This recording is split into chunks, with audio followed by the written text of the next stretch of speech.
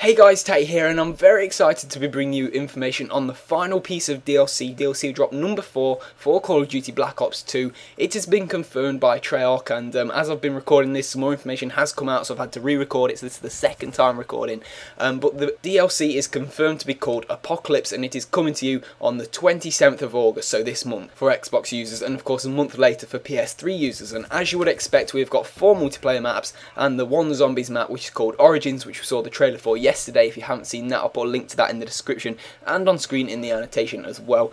And this map pack does look really cool. So I'm going to start off with probably my favourite map from what we've heard of the descriptions. And so the first one I'm going to talk about is Dig, which is a adaptation on the fan favourite courtyard from Call of Duty World at War. So if any of you guys remember that game way from back COD 5, that was one of my favourite maps, and I really hope that they encapsulate the style and feel of that map in this new map. But of course it's not going to be exactly the same because it's an adaptation on it. So the description goes on to say there are 2 archaeological dig sites in Afghanistan which become the perfect playground for combatants eager for hectic, unceasing confrontations. So it looks like a kind of Afghan twist on the courtyard map from COD 5, which is cool. So the second map is called Takeoff, and this is again another twist on the map Stadium from Black Ops 1, which was in the first Strike piece of DLC. I'm not sure whether it's going to be exactly the same or just taking parts from that map as well, but the description says that Takeoff is marooned in the middle of the Pacific Ocean, and it is all about close quarters combat, combining tight corners with open spaces for intense encounters, which sounds pretty cool.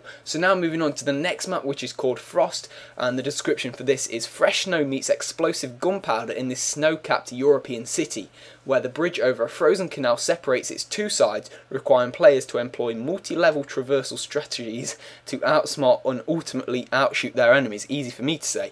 So it looks like that bridge is going to be a massive focal point of the map, with the 2 sides needing the bridge to get over to the other side to kill the other team. Going to be pretty interesting in there. And the final map is called Pod, which is a fallen utopian community from the 70s which has left stacks of dilapidated residential pods nestled into an abandoned cliffside in Taiwan.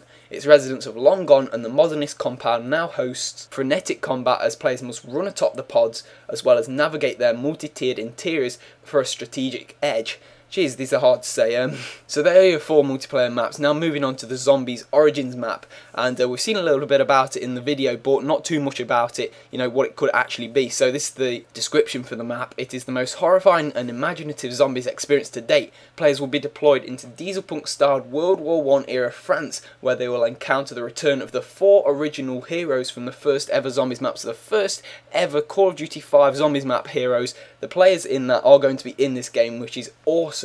And they're going to be accompanied by hordes of zombies that have overrun trenches and fields, as well as the ruins of a mysterious and ancient location. So it's set in France in this mysterious ancient location as well. It goes on to say something about the Germans after discovering the element 115. This is the next chapter in the zombies' legacy, which will explore the origins of how the whole zombie story came about. It then goes on to say using a period-specific arsenal that includes wonder weapons that harness supernatural powers, a diesel drone, a Mark IV tank, as well as a new perk machine and power-ups. And then it also goes on to say that they will need help evading an unprecedented 1,000-foot tall robot abomination. That sounds pretty in-depth, and that sounds pretty epic and massive, and I can't think of a better way for them to end the zombies mode than something absolutely, you know, returning to the roots from COD 5 and just absolutely going for it with this robot, the new perks, new power-ups, new weapons, everything like that is going to be absolutely awesome.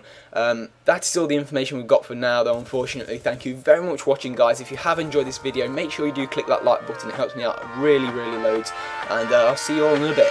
Ciao.